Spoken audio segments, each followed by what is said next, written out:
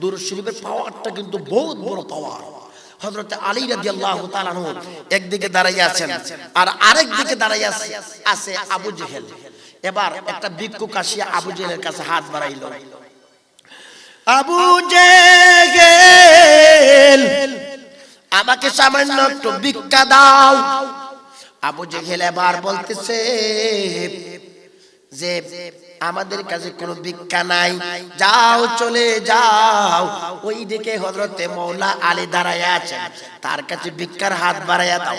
মওলা আলী তো অনেক গরিব লোক ছিলেন, কি ছিলেন? গরিব ছিলেন। আবু জেহেলের উদ্দেশ্য হলো হযরতে মওলা আলী রাদিয়াল্লাহু তাআলা আনহুকে সে লজ্জা দিবে। ভিক্ষুক যাইয়া যখন হাতটাকে বাড়াইল আর বলতেছে যে ও মওলা আলী, আমাকে সামান্য একটু ভিক্ষা দেন।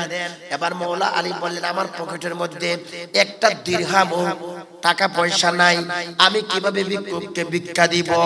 এরপরে তিনি মনে মনে ভাবলেন, আমার পকেটের মধ্যে কোনো টাকা পয়সা নাই, তবে আমার একটা সম্পদ আছে, ঈমান।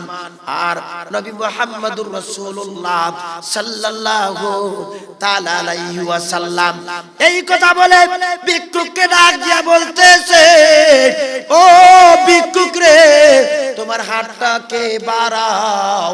ভিক্ষুক যখন হাতটা বাড়াইল, হযরতে মওলা আলী কি যেন পড়িয়া একটা ফুৎকার দিলেন ভিক্ষুকের হাতের মধ্যে, দিয়া বলতেছেন, ভিক্ষুক রে, ও ভিক্ষুক, এই মুঠটা যাইয়া আবু জেহেলের সামনে মুঠটা খুলবে, এর আগে তুই মুঠটা খুলবি না।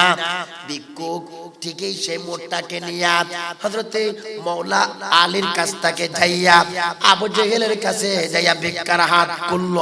খোলার পর আবু জেহেল দেখতেছে ভিক্ষুকের হাতটাকে আমার আল্লাহ সোনা দিয়া ভরে দিয়েছেন।